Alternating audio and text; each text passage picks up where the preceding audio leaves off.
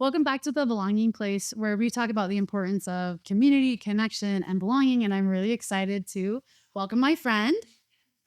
This is Ashley Hess. Welcome, Ashley. I'm so excited to be here. Yeah. I'm also really excited. Okay, so we typically start just to sort of put this in the front so we can talk about all the other stuff in the back end. Tell us if there happens to be anybody who's listening that doesn't know who you are, and like everybody knows who you are, but tell us about you. Yeah. Give us a little intro. I mean, I don't think everybody knows who I am. That would shock me. But I'm a singer and a songwriter, among many other things. Yeah, I grew up in California. I come from a semi-big family. There's 4 kids, and my parents were raising my family's really close. I'm the youngest. I'm the baby. The babies. So that probably tells you some things about me, maybe. But yeah, I mean, music is a huge part of my life. God is a huge part of my life. I'm like, how much do you want me to tell you? Yeah, well, let's stop. Okay, so these are some of the things. If I were to ask you the same question, but I were to say, Ashley, tell us about yourself, but you can't talk about anything that you've done or anything that you have. Oh, I love that you said that. And I'm like, oh my gosh, what would I say? Because so often I'm like, I'm a singer, songwriter. I'm this. Man, I would say I am a daughter. I am a friend. I am a bleeding heart. I feel very deeply. I am very emotionally driven, like driven by feelings. And I'm just fascinated by people. Like I love getting to know people and their stories and just really inspired by so many things. And I think that's why I love music so much and I love songwriting so much because so much inspires me. And it's also such a cool way for me to explore my own feelings and explore life and experiences and relationships and faith. And I really love just finding ways to express that and understand that. So I'm like a very deep feeler, but also a very deep thinker. So yeah, I guess those Those are great. We're gonna jump right in. We're gonna start with some music because I obviously we want to talk about music, but that is not all of who you are, but Right. some of who you are. Oh, yeah. But I want to start out with I, like many others, watched you post live during American Idol. Yeah. And you were pretty vulnerable about like your experience and how you were feeling. And it was pretty awesome as someone who really like loved you. Didn't feel like I was a fan, but like a friend. Yeah. I thought I was a fan. Yeah. That was watching you and I would call, this is just me, I don't know what you would say, difficult circumstances. This is a whole I had some other I had Chelsea Hightower and her talking about her experiences. So I think you could dance and stuff. So I talked to some people. I had multiple friends do The Voice and American Idol. There's a whole bunch of facade in that. There's a whole bunch of like the stuff we don't see behind the scenes, right? Yeah. The stuff that makes it way harder and way less about how, when you show up and sing. Yep. Right. But it seemed like, I mean, you did well on that. Yeah. Every round that I made it through, I was like, what am I saying? Maybe that's an understatement. How far did you go? So I made it to the top 14. Yeah. Yeah. And which is amazing. Yeah. And in that process, I feel like it opened. I mean, I'm not a numbers girl, but it seemed like a lot of people started following you during that, and opportunities probably like arose from that. And some people might wonder like why you ended up landing where you landed, which is in this sort of Christian music. Yeah. I mean, shout out to K-Love. Shout out to all the old school like Christian singers that I grew up listening to that I love. Yeah. Amy Grant, Michael W. Smith, like they're my jam, right? Yeah. But in the world says go do pop or go do, R&B, go and do whatever. Yeah. Be a singer-songwriter, but maybe not Christian. And so I wonder about that. Can you talk to us a little bit about that journey and like how it landed? And I'm not saying that you're like, you have landed necessarily as like, I'm a Christian singer, but yeah. I think it's been so interesting because I didn't even think for so much of my life, I've always loved music. I've always loved to sing. I love the way I feel when I sing. And, but I didn't think I would ever pursue it as a career. Yeah. And like become an artist and really try to go after that. And 2, I didn't think that I would end up in the Christian space because I didn't really grow up listening to a lot of Christian music. And just Christian music in my childhood was so different than I've been exposed to now. And so I think what's been really interesting about my journey is when I started songwriting, that's when everything changed for me. Like I had started a YouTube channel, and I had done like covers of people's music, and like that was a really fun way to learn how to sing and learn how to write because of just learning chord progressions and how other people structured songs. But when I started writing, I was like, oh, this is actually what I love. Because it felt different singing something that I had written rather than something that someone else had written. Let's pause because people in the singer-songwriter world sort of take this, what you just said, for granted because they swim in it. Yeah. Dig a little deeper. Yeah. What do you mean? Like, describe what you mean by that. I think Difference between singing someone else's song versus, because there's a lot behind it. so much. And I think there's moments where like a song will really impact me and I can connect to it and sing from a place that feels like it's my own. And that's another thing that I love about music. But when you sit down, like songwriting is one of the few things I have patience for, where I will sit and wrestle and work through. I'm like, no, I know what I want this to feel like, and I know what I want this to sound like, and I will work it until I feel like it's expressing what I'm feeling and what I'm trying to say. And when you spend that much time in something and then you sing it, automatically like you just resonate with it on a deeper level because you've had to wrestle with it, you've had to work with it to get it to where it is. And I think there are other songs and just so many songwriters and so much music that I'm inspired by, but there's just a different feeling when you're singing something that you've written about your own experience or the time that you've put in of sharing that. It's like, it would be like storytelling somebody else's story as opposed to your own story. And one is so vulnerable. Yes. So there's like all the time and energy. By the time someone else hears it, it's a year or more. Yes. They think for years old. People don't really get that. Same thing about movies. We kind of now have this background to the movie making world that we kind of know we're a year to 2 years or more behind. But for a long time, that was the movie magic. That's the music magic. Nobody knew that, right? They thought, oh, you're just popping this out, right? And you've had all this time, you're singing. When people start to hear it for the first time, they're hearing your soul. Yeah. They're hearing your journal. Yeah. They're hearing your in voice that you're like, that doesn't always come out of my out voice, right? What is that like? Oh my gosh, it's scary. That's a good indicator for me. I'm like, the more nervous and apprehensive I am about releasing something because of what I'm saying and because of what I've put into it, for me is a good indicator. I'm like, that's the song I need to release, the one I'm the most afraid of. So I think that also shifted for me too, is like, the more honest I got in my songwriting, the more impact I feel like the music had on me, and that I'm recognizing that just the more that other people connect with it. Because I could sit down and write a song that's just like, all right, just go through the motions writing a song, but that's not what I love about songwriting or about music. And so I think that's what's been really interesting about how I shifted more into the Christian space. Okay. Which is so funny that we even separate like It's just spiritual and secular, because I'm like, what? I love the way that Garen Brett says this all the time. I'm just like, what are you listening to or what are you consuming that doesn't affect your spirit in some way, shape, or form? And so, but I think just in our day and age, we have to categorize things. Everything has to be put in a box. Everything has to be. I would say, and I kind of let out this. I wasn't trying to put you in the box, but I kind of was like just seeking what we're talking about. I would say you're doing all kinds of music. Totally. And I mean, your album that we're going to talk about, that you just released, Yeah. I wouldn't necessarily put that in the Christian category at all. But you yourself inherently, and I know this because I know you, but like are a Christian, you're a daughter of God. And so whatever music you put out, it's coming from that place. I mean, I think that's like what our society typically does. They just feeling the need to like, well, what genre is this? Or what? So you're right. Exactly. Just to understand. Yeah. So do you feel the need to sort of bust the box just another time? Like, you think I'm this, I'm going to do this. Yeah. Yeah. So, I mean, sometimes it's just out of like, I don't want to just be that. Like, I want, you know what I mean? But sometimes I'm like, oh, yes, that box is a part of me, but there's so much more that you're missing if you just, it's easy to just sometimes be like, oh, that's who this person is, which is why I love the question at the beginning when you're like, if you had to describe yourself outside of anything that you do or have done, or like, that's so important. We own that so much in our story that like what we've produced, what we're producers, what I've done. Like, I particularly think single people who don't have collective family are also do more of that, because this is like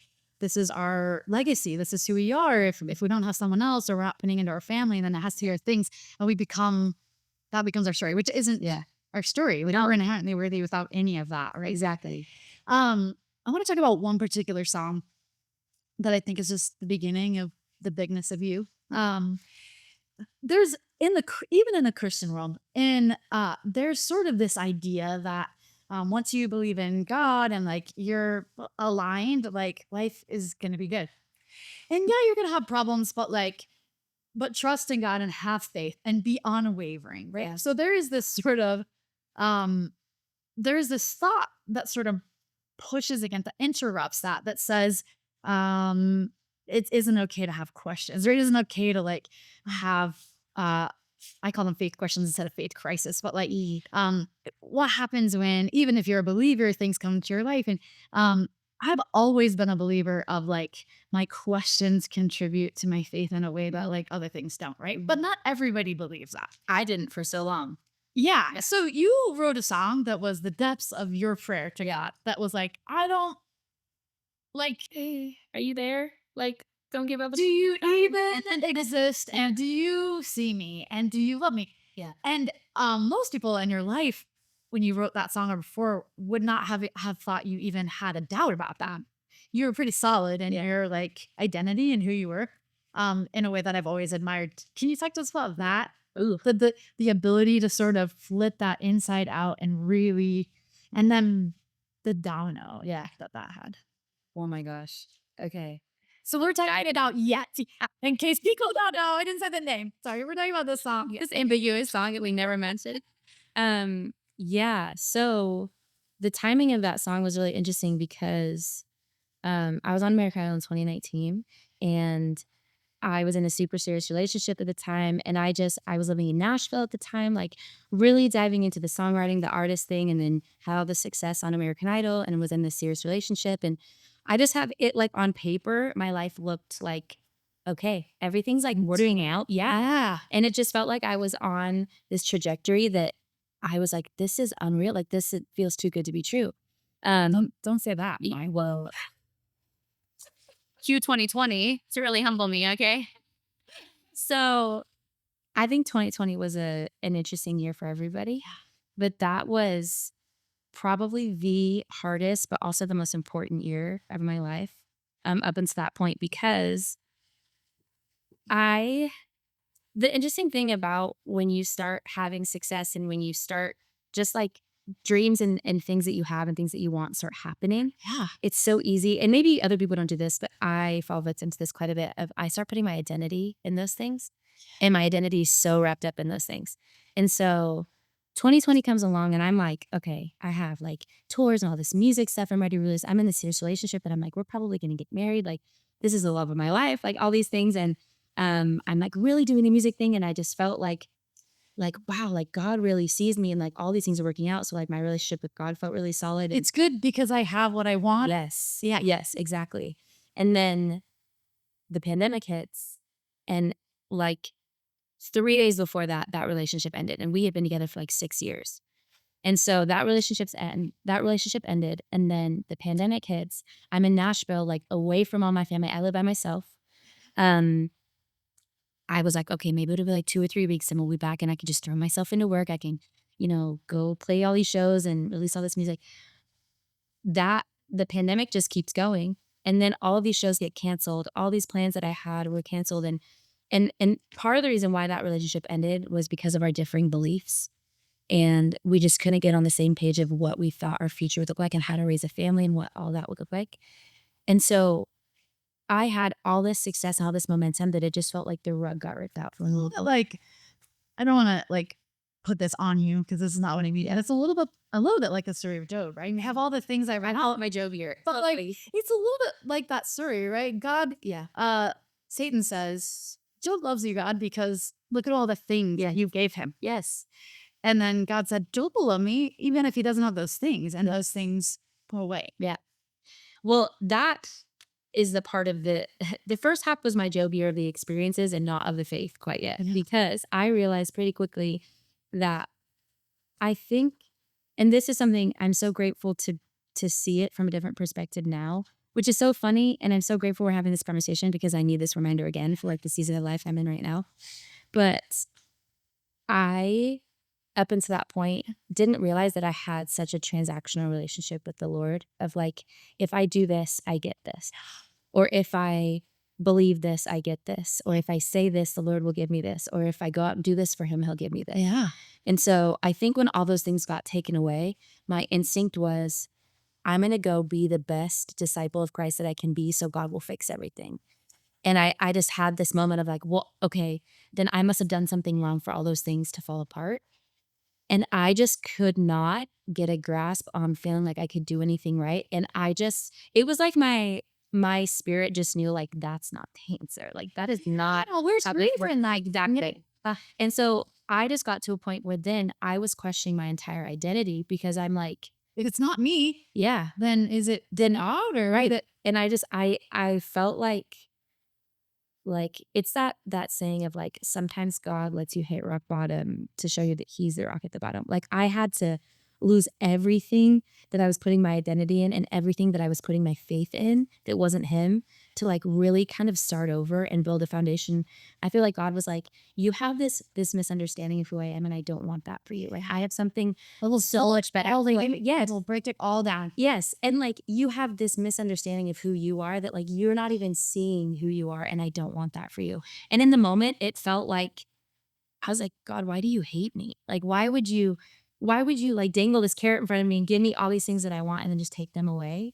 And so There's a singer that sings a song about God building a house and for him to tear it all down and then you have to build it up. And I listened to that just over and over at one point in my life because I was like, ooh, as Christians or just as people, we don't like that feeling. We don't want to be, torn down. We don't want to be reconfigured. There's a picture that I think about with my faith all the time, and it's that picture of Christ standing there, and behind him is the big teddy bear, and like the little girl has a little teddy bear. That is me. Like I want my big teddy bear in this life. I don't want to wait for it in my next life. I want to think that I have a lot of faith and trust in God, but sometimes I'm like, but I want the things.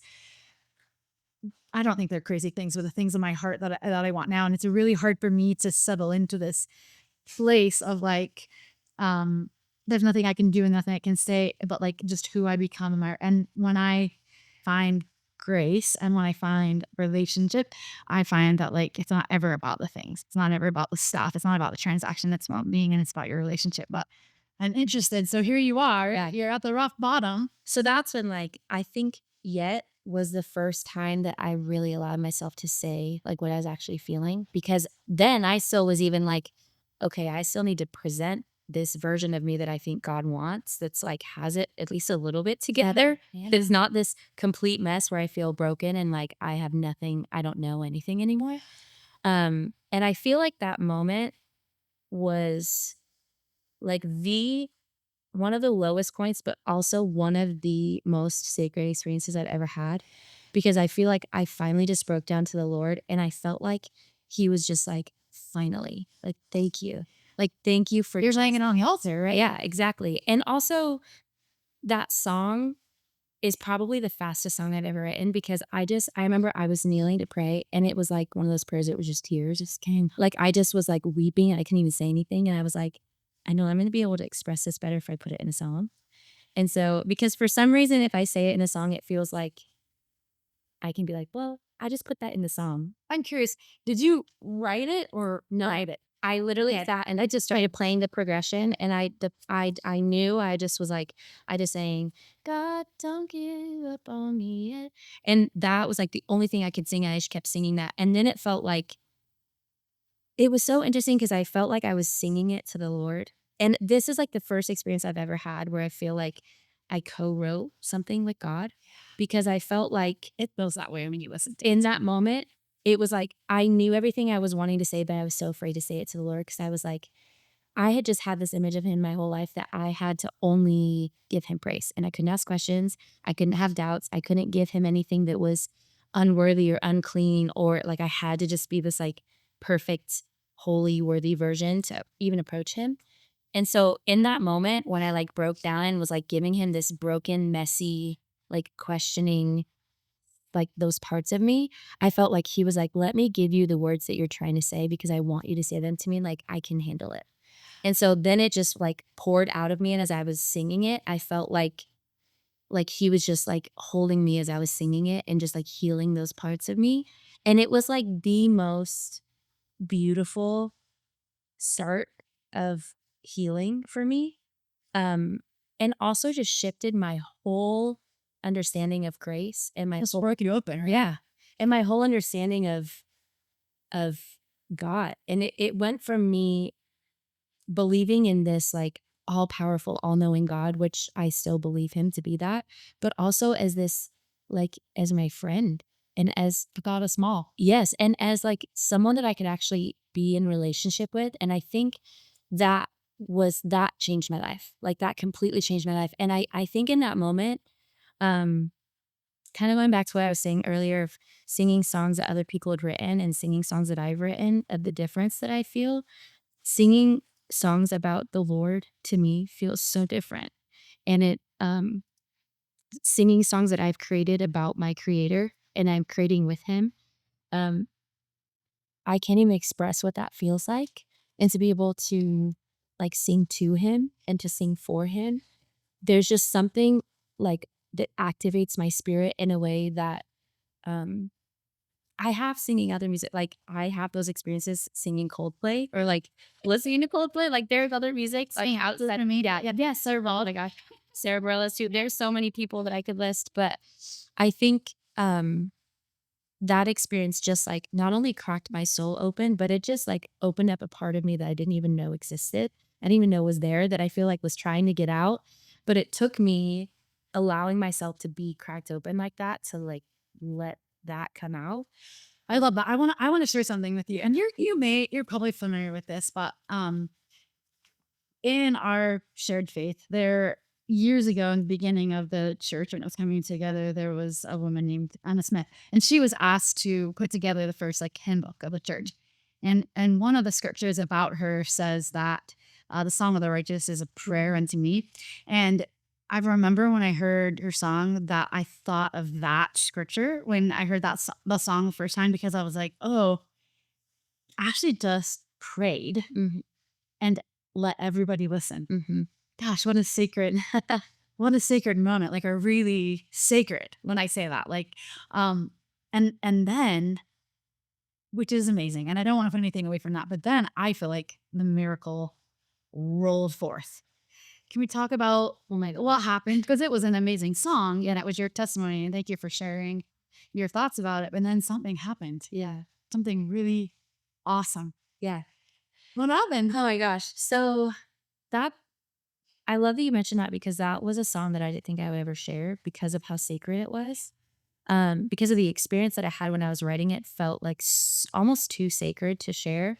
But there came a point where I was like, this feels bigger than me. And so relatable. Yeah. Who cannot relate? Right. But also I was like, okay, Lord, thank you for gifting me that. But like, I don't want to be the one that has to share that. Like, could you today done that to someone else or with somebody else? But what's But no, because part of the journey that I want to say here, and we can talk if we want to talk about it, is we individually have callings and things in this life that only we can do. And that was your song between you and God to go, right? I mean, I want to say as a friend and fan that there's more to come. But even if there's not, right? That moment was like only you actually could do that, right? Everybody can add, and you've sung it with lots of people and all, but like you will always have that sacred moment where you and God created that, right? yeah. Yeah. Yeah. And thank you for, I think there's so often, there's times that like, as beautiful and sacred as that moment was, there's this pressure that comes of like, oh no, I have to create that again.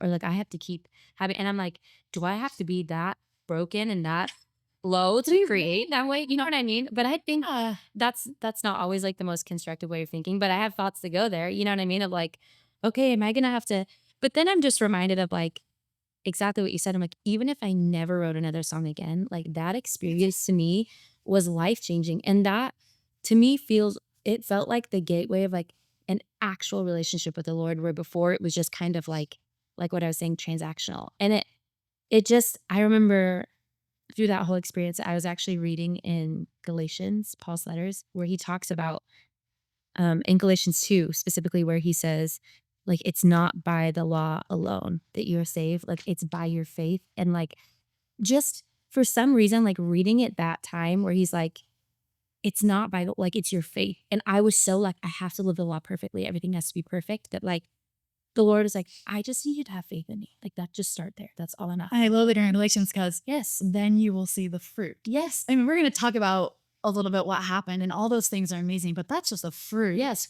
of your faith, right? Yes. And it's like, and I love what he says at the end of Galatians 2. He's like, if it was by the law alone, there would be no need for Christ to die.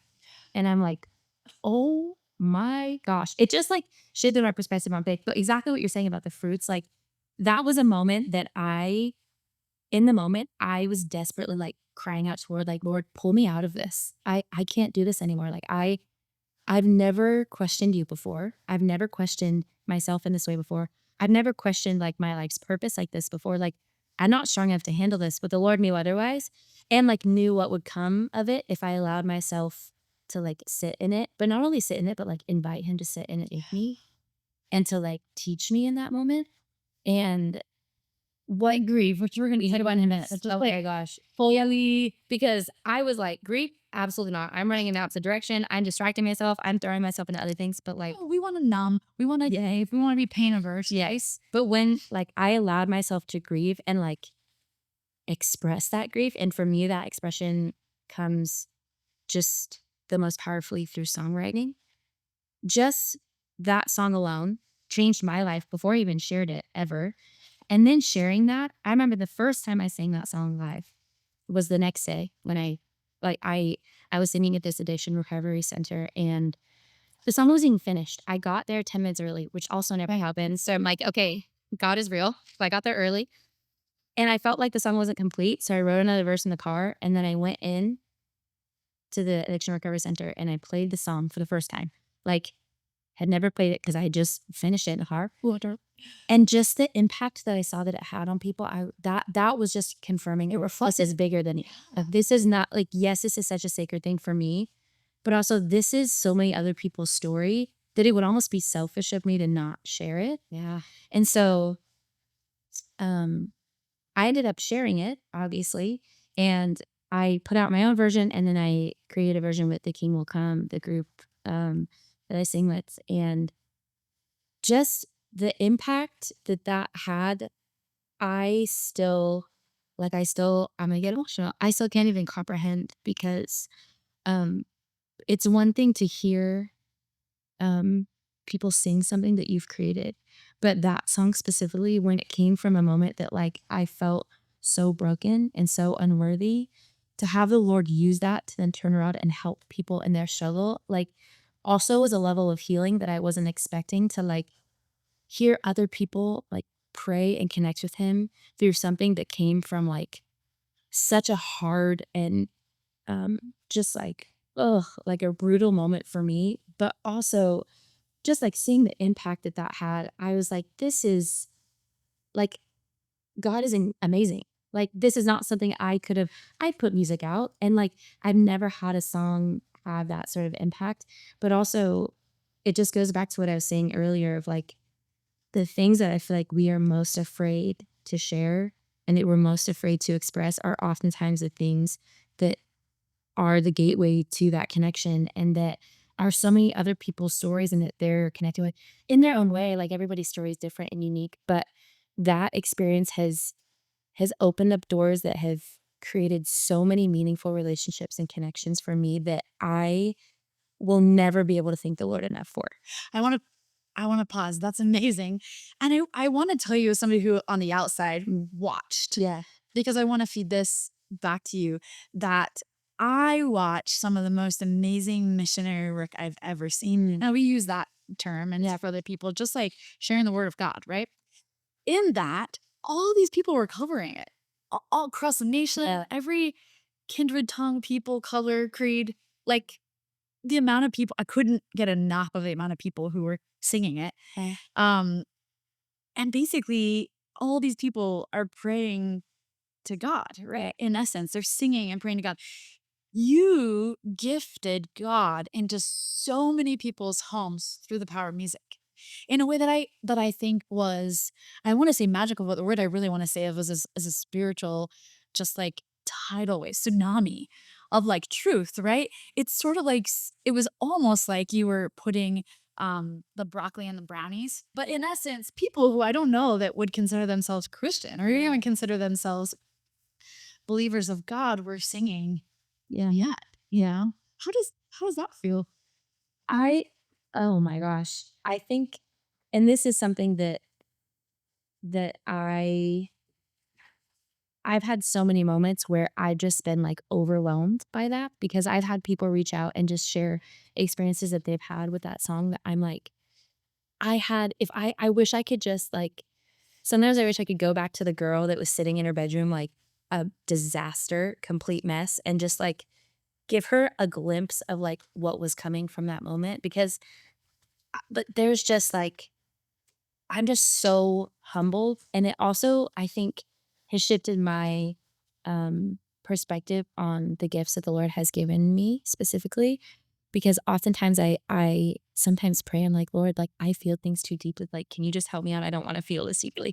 But on the other side of that, I'm like, I'm able to feel things so deeply so I can, and think through things so deeply so I can articulate them and hopefully put them out in ways that people can connect with, because so many other artists have done that for me, specifically in music. But, and I think I feel almost like a responsibility from the Lord that He's given me these gifts. And I feel this responsibility, yes, but this desire to use that to serve Him and use that to glorify Him and use that to spread just the grace that He's given me, and just the generosity that He's given me, and just to do anything and everything I can to put that in song form. And what I'm learning is that's not always gonna be a worship song that's praising. Sometimes that is gonna be the questions, and sometimes that is gonna be the doubts, and sometimes it's just gonna be across the spectrum. But to just,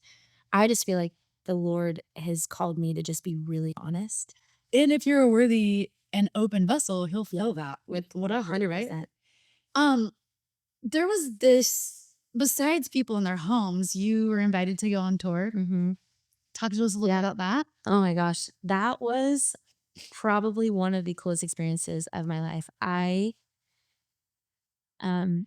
listened to Maverick City. Like, I only started listening to Maverick City about like a year and a half before I got connected with them and ended up putting that song out, which I was like, okay, this is also the most These are the insane. bucket list thing. You're just like, did I even have that on my bucket list? Like, was that like? I started listening to them like summer of 2021, and then fast forward to fall of 2022, I went and saw them in Boston and in like an arena, and I was so moved by the show and by their music and everything, and just like an arena full of people The worshiping. experience. It's an experience. Yeah. Yes, like, because I didn't grow up listening to worship music, and so when I got introduced to worship music, I was like, where has this been all my life? Like, what have I been doing? And so I just remember being at that show, and I just was so impacted by it. And I remember I was there. It was November 6th of 2022. Fast forward a year later, November 6th, 2023. I'm performing with them, Which is a year later. Is amazing. third to me.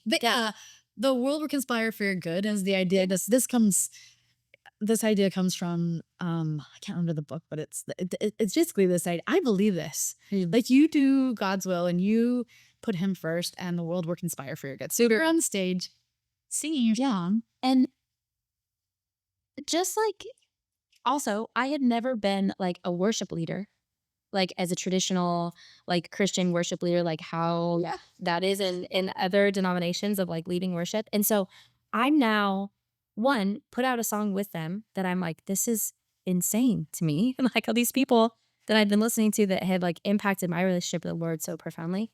And then now being on stage with them and like leading worship with them. And I had never done that before. Like, my first experience of doing that was on tour.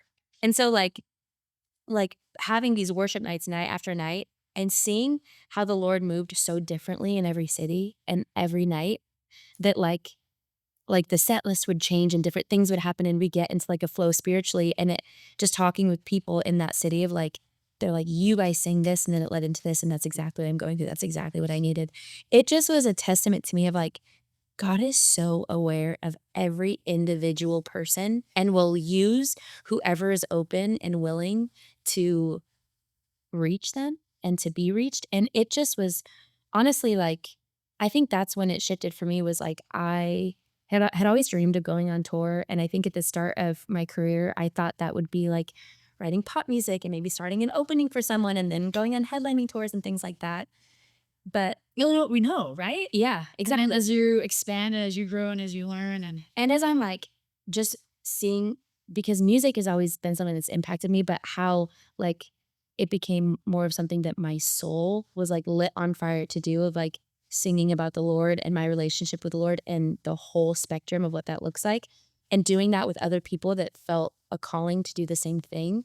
Like that just took that passion and that desire um to a completely different level that I've never experienced it's like before. And synergy, right? yes.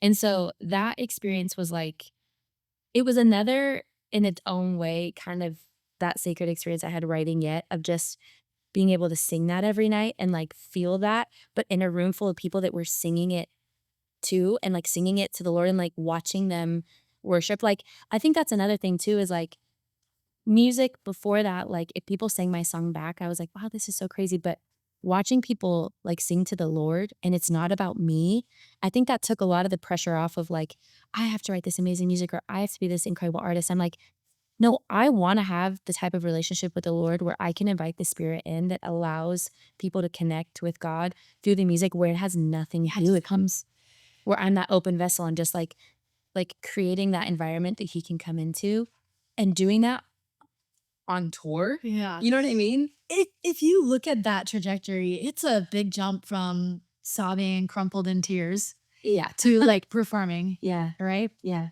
I love the testament of that short amount of time of God being the God of the small and the God of the big. Yeah. Right? Like and where he can take us in our lives. I'm gonna make a pivot that you might be surprised about. But so here you are, Ashley, and we've talked a lot about sort of these highlight moments that are amazing.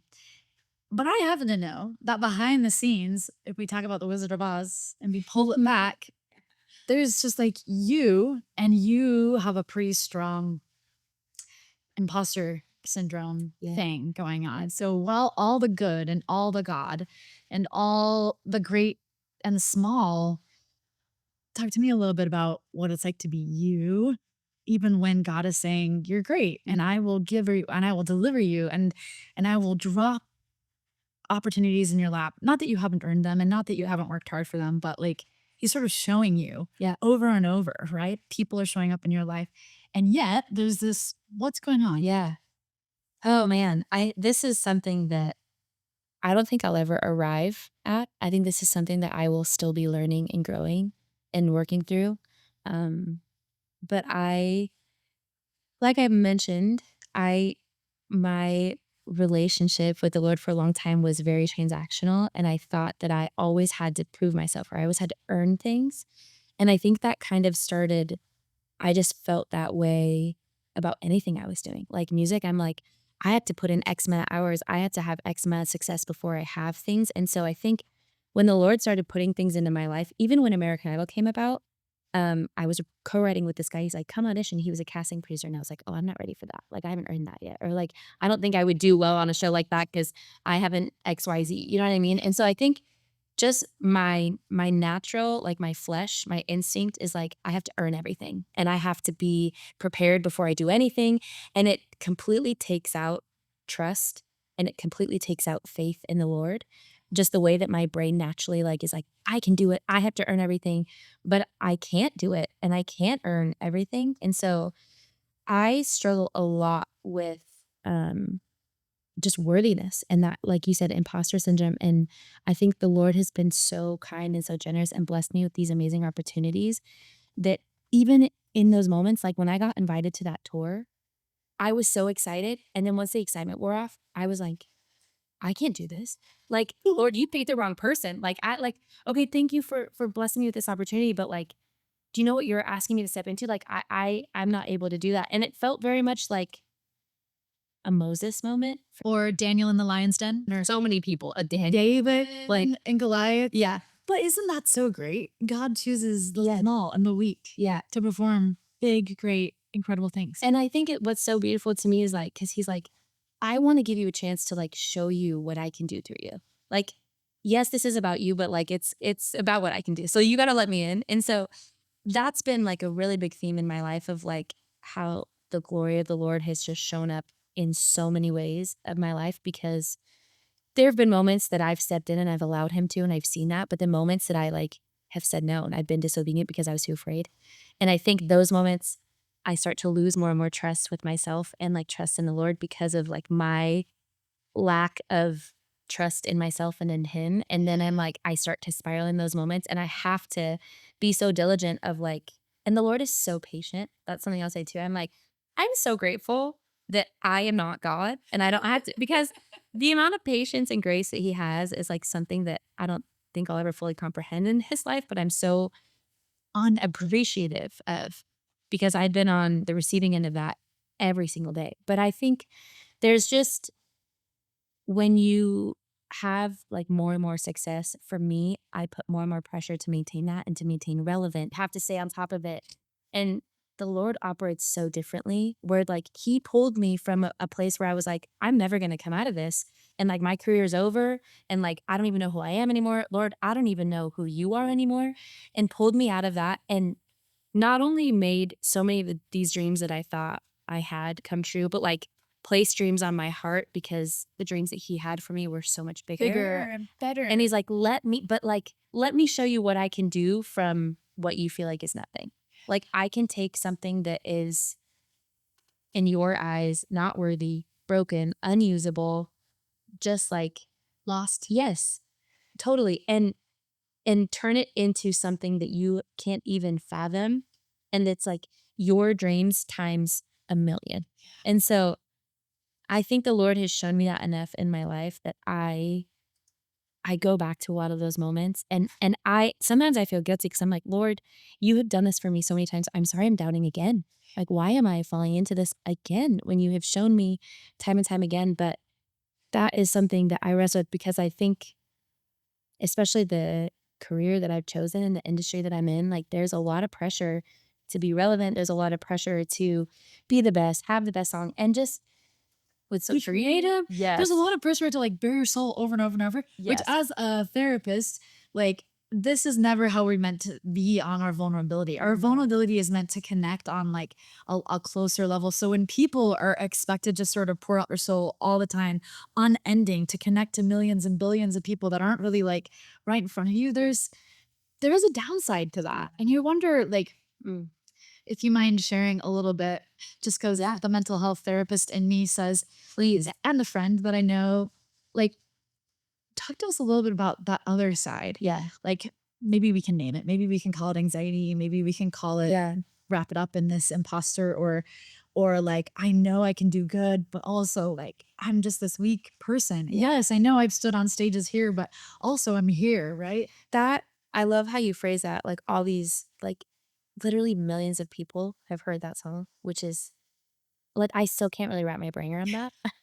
But there's also this side that I'm like so grateful that the Lord allowed me to experience that, and that the Lord just like moved through that song in that way. But also there's this other side that I'm like, Lord, I'm not worthy of this. Like I'm not, like, especially where that song came from, like I was just feeling so unworthy and so lost, and honestly like frustrated with the Lord. And I'd never really like really sincerely felt that frustration with God that I had heard people talk. Yeah, wrestling. And like wrestle, angry and questioning and doubting in a way that I'm like, God, like I don't even know if I want to believe in you. Yeah. Like that, and that was so scary for me.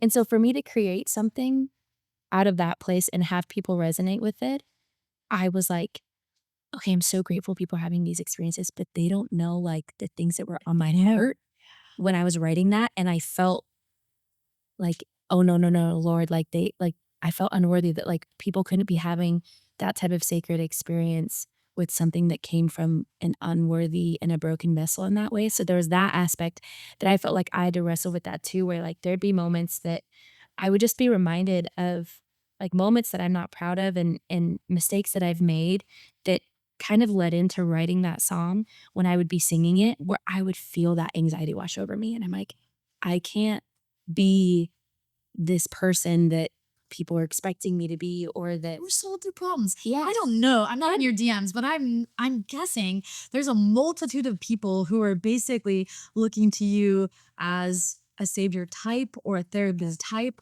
or like, you saved my life. I heard this song. I mean, I don't know, but I just know other artists and other people that aren't even doing this level of stuff. Podcasters, people attached to an idea of something, and they want to be rescued from, from they're drowning, and they want to be rescued by the person who did this thing. And like, And I'm like, the person you need to be rescued from, or like to rescue you, is who I wrote the song about. It's not me. Like, I can't do that for you. I remember on tour, there'd be people that would come up and would just like bare their soul and ask me to pray over them and ask for advice and all these things. And I just like, I was touched, but at the same time, I was like, I can't be this person. Like, and I think that's a beautiful side and a hard side of being so vulnerable, is people feel this connection with you. and they don't know you. And it's so deep, and it's so, and I that's what I want. Like, that's the impact that I want my music, and not even my music, but like who I am. Like, I just want to be able to connect with people in that way. But it totally is that double-edged sword of like, oh, but I can't be your savior. I don't even want to be your savior. People are telling me things that should happen in a therapy office or somebody who's more qualified. I feel lives on my hands, and I'm a musician. Yeah, like, Right. yeah. And like people that have said like that, just even they're questioning their life and like what to do in that moment. I'm like, what do I say? Like, but when I say it, there's so much weight to that. And so I think um it's been really hard, but it's been really good for me to learn how, like, I have to be able to have some level of like separation. I don't ever want to feel disconnected or like untouchable. Like, that's not what I'm saying. But just like knowing that like I can't be that, and that's, and having to be accepting that. Like, as if they like, I don't ask all the answers. Yeah, exactly. One of the things I've loved watching you do, and it's something that I'm teaching people all the time in therapy, but it's like, you seem to have a very good desire or skill, I would say, to be just really present. And being present is the antithesis of anxiety, Yes. right? Or depression. Depression keeps us, locked in the space. Anxiety is sort of future focused, and catastrophizing. But when we're present, yeah, we're right where we should be doing right what we should be doing. It's hard to have any of those Yeah. pieces with us. I notice. I mean, it's one of the things I love about your friend as a friend. With you, is that you are good at, I don't know if you've been told this before, but that you're really good at being present. And I think that, I don't know if you know this, that is an anecdote probably to a lot more of that, both having boundaries and then just learning how to be really like, Yeah. right with the people that you're with. Yeah. Right? Well, I thank you. Yeah, I appreciate that. I think, man, sometimes my mind goes crazy. And I'm like, okay, I have to hone in, like try to be present. Oh, but I know the impact that people being present with me has had. And just, I, I crave nothing more than to be present. I think that's why I love songwriting so much, because I get so lost in that and I'm so present in that, and like time disappears. Like, I'm like, wait, 4 hours? What do you mean I've been doing this for 4 hours? Like, I've been doing this like 20 minutes, but there is such power in presence. And I think like the world that we live in is just fighting for our attention constantly, and like distractions and all these things. And so I have to actively, it's like a practice now of like being present. So that, Which I think you're doing well. I'm gonna read you a quote. please. So for people who are just listening, I'm reading from C.S. Lewis's Four Loves. So this is a quote I've actually used a lot, but I don't think I've used it on the podcast yet. So this comes from the Four Loves, and we are in the chapter of charity. So C.S. Lewis breaks up the four types of love that he wants to talk about in here. And I know lots of people have written them in different names and different words, but he talks about affection, friendship, eros, and charity. So we're in charity, which, I'm going to define as like the pure love of Christ. Yeah. So this is this is the quote. To love at all is to be vulnerable. Love anything and your heart will certainly be wrong and possibly broken. If you want to make sure of keeping it intact, you must give your heart to no one, not even an animal. Wrap it carefully around with hobbies and little luxuries. Avoid all entanglements. Lock it up safe in the casket or coffin of your selfishness. But in that casket, safe, dark, motionless, airless, it will change. It will not be broken. It will become unbreakable, impenetrable, irredeemable. The alternative to tragedy, or at least to the risk of tragedy, is damnation. The only place outside heaven where you can be perfectly safe from all the dangers and perturbations of love is hell. What?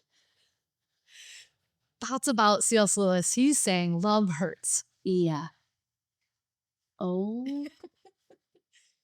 I'm so glad you shared that because I think it's interesting looking back on past experiences where I just have a lot of patterns of like self-protection because I'm afraid of getting hurt and I'm afraid of all these things.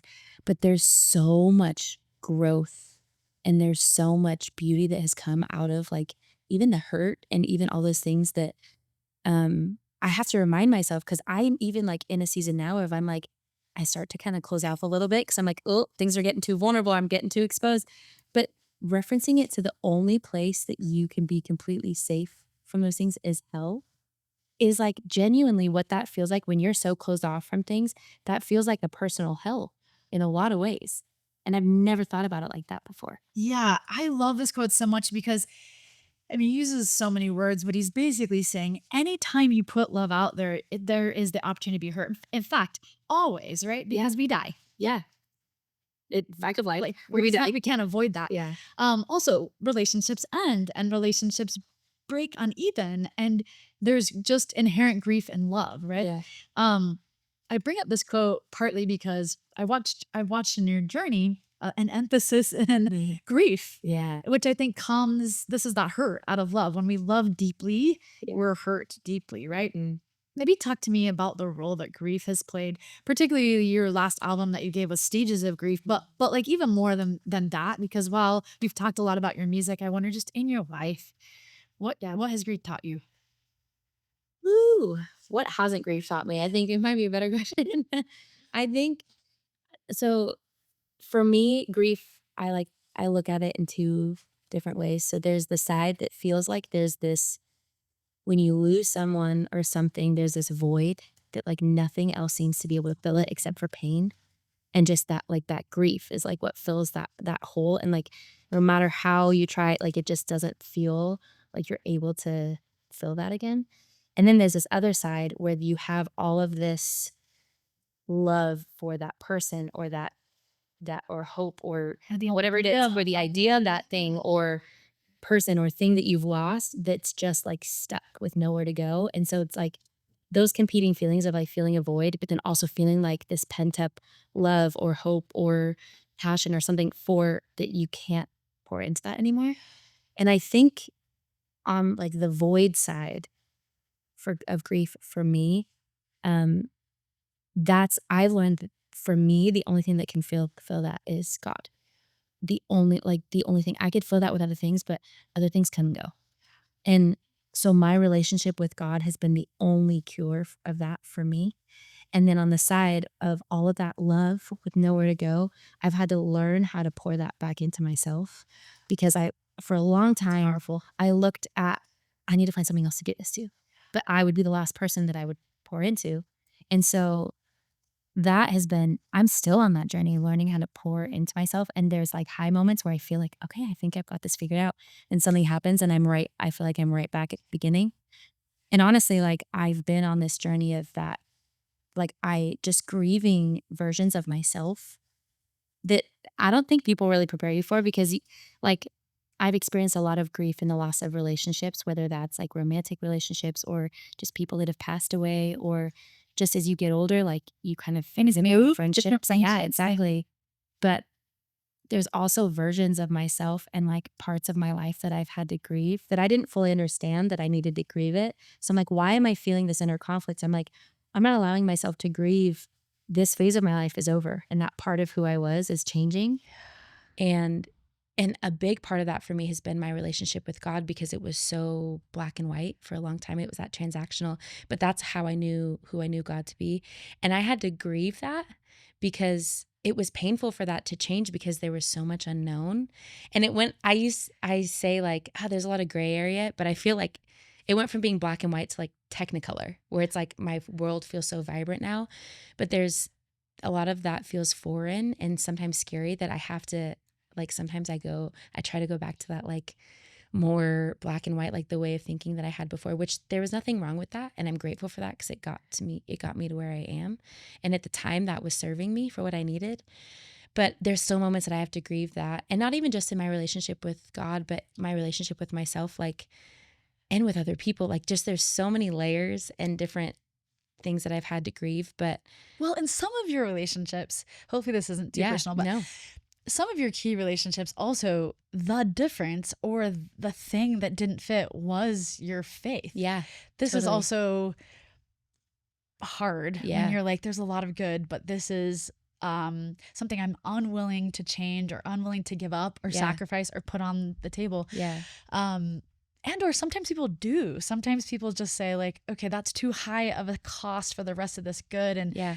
and how has that shown up in your life and in your man. journey? I think I'm so inspired by people. Like I said, like I love getting to know people and their story and their heart.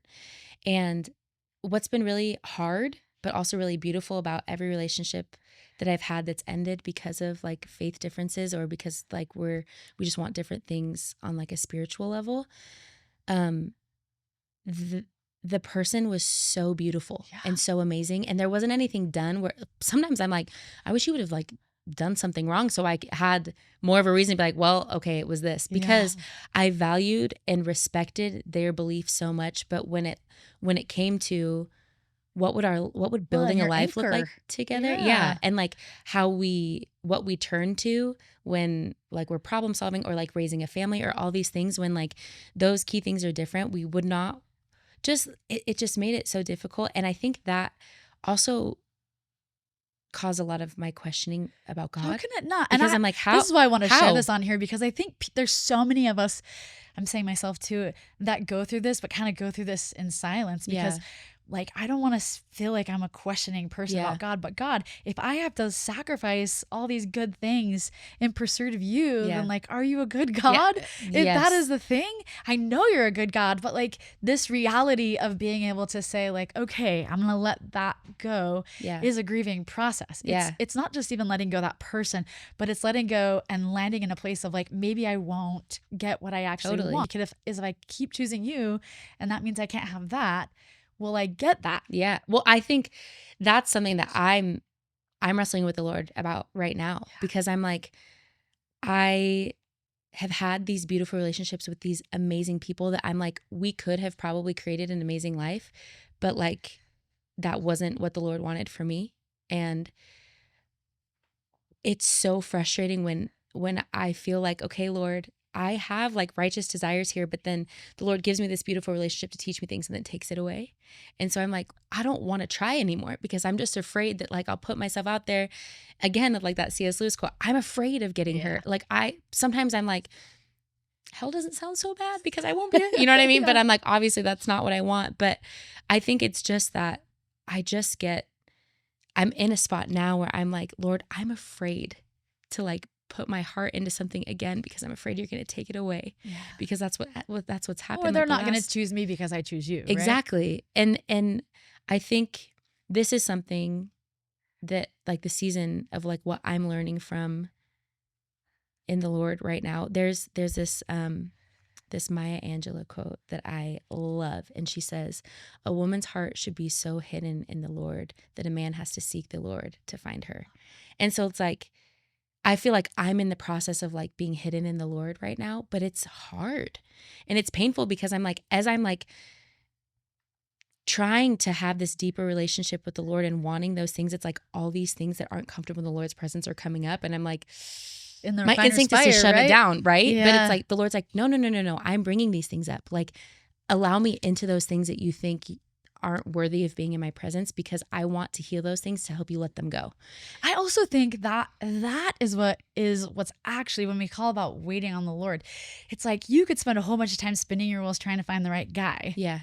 Or you can spend a bunch of time putting and developing through God the woman he wants you to become. Yes. And maybe in the end of that, you find the guy, maybe you don't, but it will always have been the more worthy Yes. pursuit. Yes. Right? And what's been so beautiful about this process is I'm learning my understanding and my belief about love is also so transactional.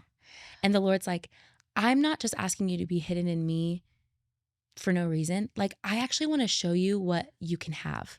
And like, I want to teach you what like godly love looks like and feels like, so you recognize it when it comes along. I've given you some windows, Yes. right? And I've like even people given that you have some shown windows yes. of how great I can be. Yes. It is the teddy bear. It's like, Exactly.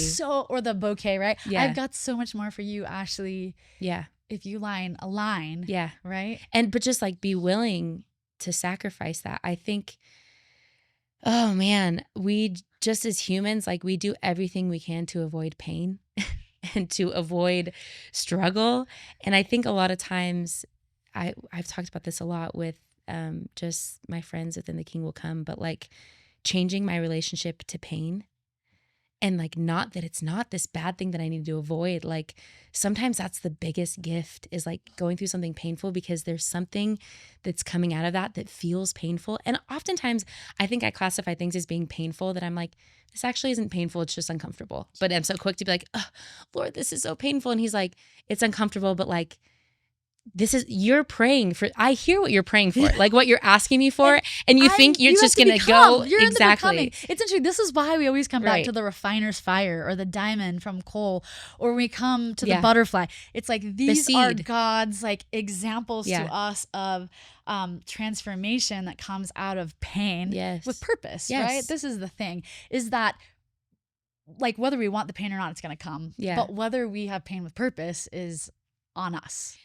That's like, it's like that whole analogy of like the crushing to produce the oil, which is the anointing, right? And so it's like, especially for what I feel like the Lord has called over my life and like what I want to do, I feel this responsibility where if I don't have a relationship with the Lord, how can I sing about him and his character in a way that's true and honest if I don't know him? Like, how can I do that? And so I want so desperately to have just a relationship with him where I just know him and I recognize him, because I feel like the more I know him, the more I know me. And so all these thoughts that come up of the imposter syndrome or this anxiety or relationship struggles that I have that feel so heavy and overwhelming, the deeper that my relationship is with the Lord, the quicker I'm able to recognize what's not true. And when the devil comes at me being like, you're this and you're that, I can be like, actually, this is what the Lord says about me and I know who I am. You know what I mean? Yeah. But I like, for so much of my inherently worthy. life, I haven't like I've known that deep down, but not in a way that I could recognize it and call it out so quickly. And so that's something, that is one beautiful thing where I always say this, I'm like, because I think you mentioned this just at the beginning of like, we think sometimes when we come into a relationship with the Lord and when we believe and when we choose to follow the teachings of Jesus Christ and the gospel, that our life becomes easier. And I'm like, it has not made my life easier, but it has made it significantly better. And Richer. Yes. And I would much rather have that like richness and that purpose over an easy surface level life. Well, and this is the thing that connects us, right? Yeah. Coming back to like why I chose the belonging place. I wanted to ask you about this because it seems like you have created such a good woven belonging place across distances and family and friends. And maybe can you think or share with us how people have contributed to that, or what you've done to contribute to that? I love that. I think when I think of a belonging place, I feel like it's somewhere where I can like take my armor off and like take my walls down and like be the Ashley underneath the singer-songwriter, the Ashley underneath the girl that's performed on these stages, the Ashley underneath like all of these things that I think we see each other as, of like showing up as like who I am at my core. And that looks different day to day because we experience different things and feel different things. And I'm so grateful that I mentioned this at the beginning, but I just come from a family that's so loving and that encourages me to be all parts of myself. And I'm so grateful that I was raised in an environment like that was so loving, that allowed for me to explore who I am and explore interests that I had. And can I just add to that? yeah, Because you had a belonging place, or what I would call like a safety net, you could explore and fail. exactly. And explore and fail Yeah. and explore and fail until you could succeed, right? Yes. I don't think people can do that without that. Right. That's my hypothesis about this podcast is, can you really be successful, quote unquote? Can you really be happy if you don't have a place that allows you to fail? Right. And try and fail and maybe fail forward is what I call that. I don't know. I don't think so, because I feel like you'll quit. Yeah, because it gets you too can't, hard. yeah, it's too, Or you don't try. Like, yeah, like you don't apply yourself. nature of failure, you have to have grit or resilience that says like, oh, that didn't work and I try again. But like, if you can't come back to a belonging place, if you can't fall into your safety net, if financially, emotionally, whatever, then why would you keep trying? Pursuing? Yeah. Yeah. There's no point in it at that point if you don't have that. That's like something that my dad instilled in me from a very young age, of like, failure is not failure. Like, that's just like, okay, you're learning that's not the way to do it, so there's a different way, so try to find the other way. Like, it's Teaching you problem something. solving. Yeah. And that was like something that I kind of got frustrated with, because my dad would really just like really encourage me to get up and try again and to keep going. And there are times I'm like, Dad, I don't want to, but Yeah, just it's too much. instilling that. And also not even just, of course, by the way that he taught me, but also just like in seeing how my parents operated, that like if something didn't work out, that didn't stop them from continuing to do other things. Yeah. And just like It's a pivot. seeing that It's a moment to model. pivot. Exactly. Yeah.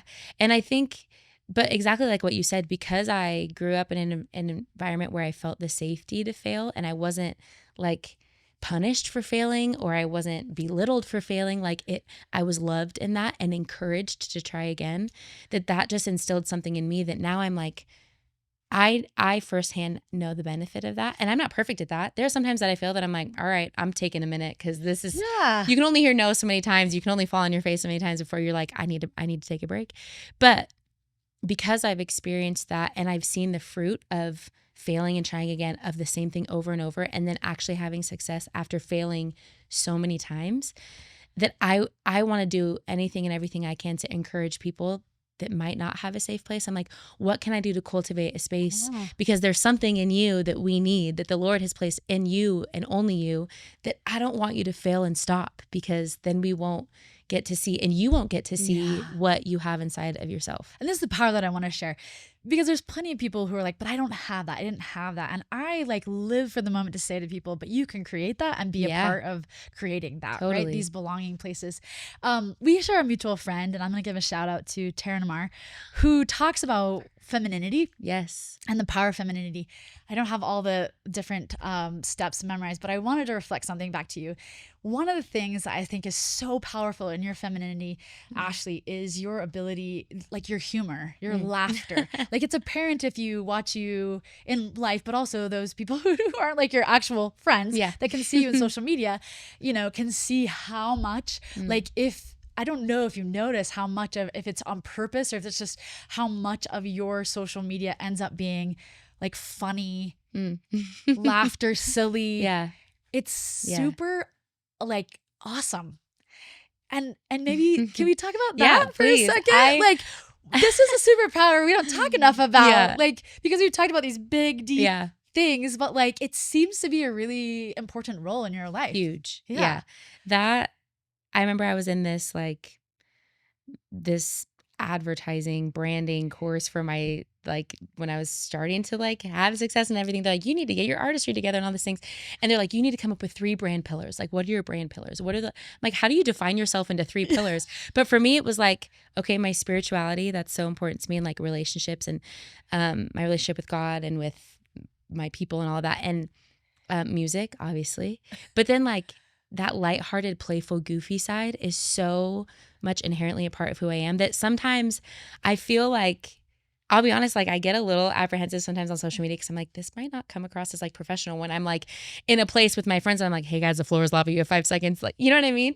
But it's part of who you are. Exactly. Right? And I think I've talked with Taryn about this so much, of just like the importance of playfulness and femininity. And I lean into my masculine side quite a bit because I'm like, I have to get things done. There's just that, like that side is really part of prominent in being a me. single female, Yes. though. I mean, it's You have not to balance inherent to both. single women.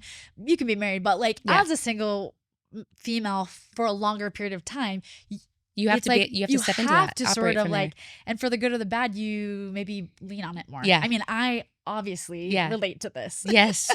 Well, and Taryn and I specifically have had so many conversations because she knows so much about this, and she's pointed out specifically, she's like, I see this playful side of you that like there's just this light that pours out of you when you're stepping it more into that playful side of yourself. And I think obviously like doing work in therapy, there's like parts of my inner child that I'm working on healing. But I think that's the part of my inner child that's actually trying to heal parts of me, is that like really playful.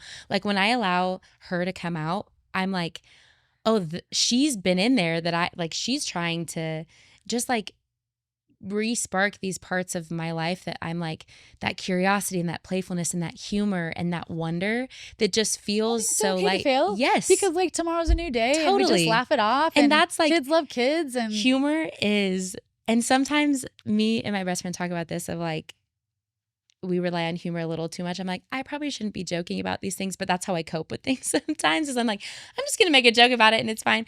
But genuinely, like, humor is such a huge part of my life, and just people that I can be with and just laugh and that make me laugh. Like even in relationships, I'm like, that's so important to me. I'm like, I want to be able to have the deepest conversation about anything and everything and then turn around and be able to laugh, you know? And so that is a huge part of who I am. Well, I love it. And I wanted Yeah. to say to Thank you that you. like, that is like as much a part of your femininity as these other things, and don't change it for anybody. Okay, thanks. Now that you've given me permission, so I won't change it. Like, and put it on display. Yes. And you can move even outside of what like Yeah. I think you're comfortable with showing. I would almost issue that challenge right here in front of everybody. Like, there's probably more of that humor and more of that you're probably scared to show. And I think you'd find there's all kinds of people out there and all kinds of ways to connect with them, right? Yeah. And the more you can be you, the more people will connect. So my last question is there anything else that we didn't touch on when it comes to belonging or connection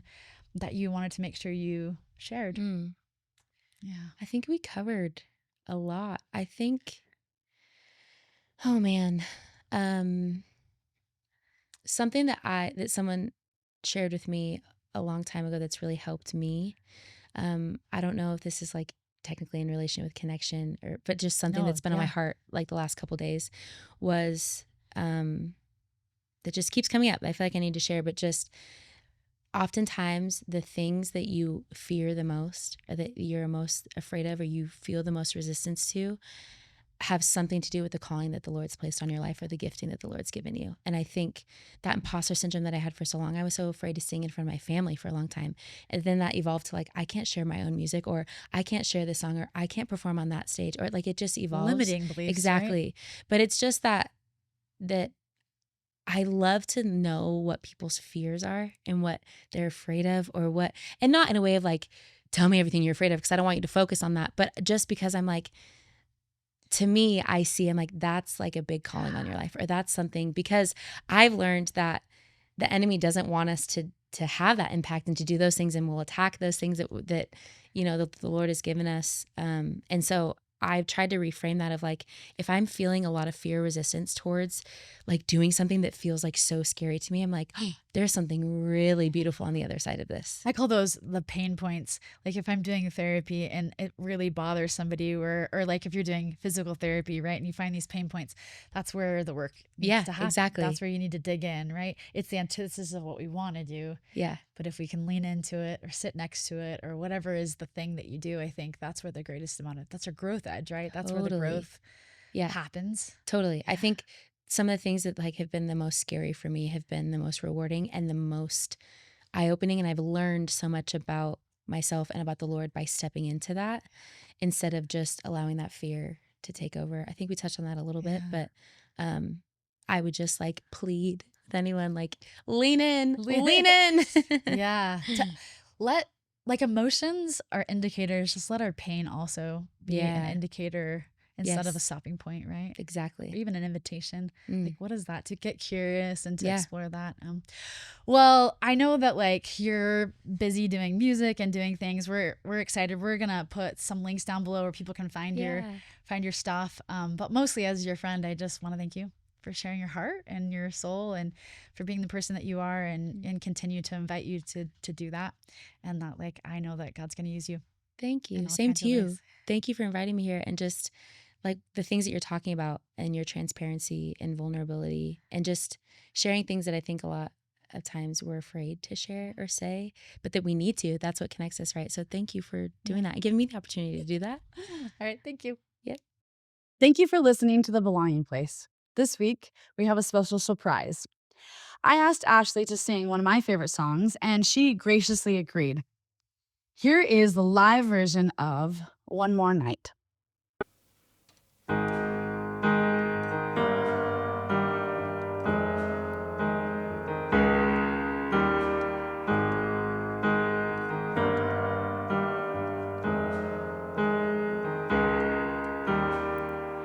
I knew the moment you walked in the room that it was over. I could see the pain behind your eyes, but I thought that our love was enough and that this would just bring us closer. But love struck out and fear made up your mind. So before you go slipping slowly to the past, it's probably wrong, but if it's not too much to ask, can you just hold me for one more night?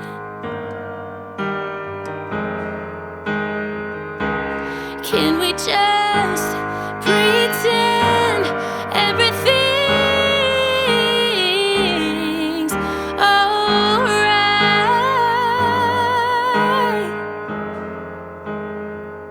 for one more night?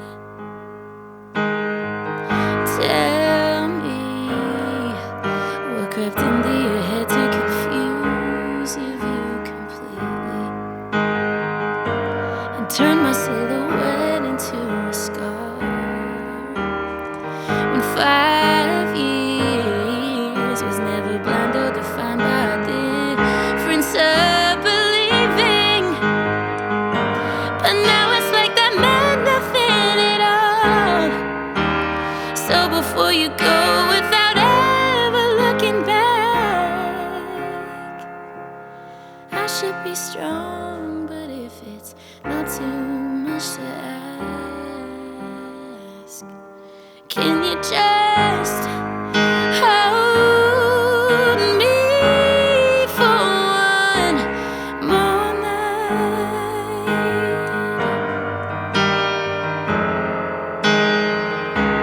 Can we just pretend everything's alright?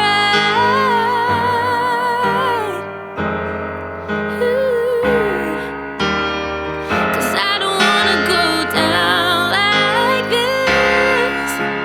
We've come way too far, and baby, love like ours can't go down like this. So baby, before you walk away, will you forgive me if I ask for you to stay? And hold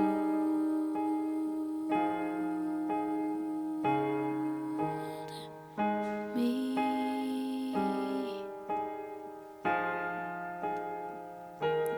Can you just hold me for one more night?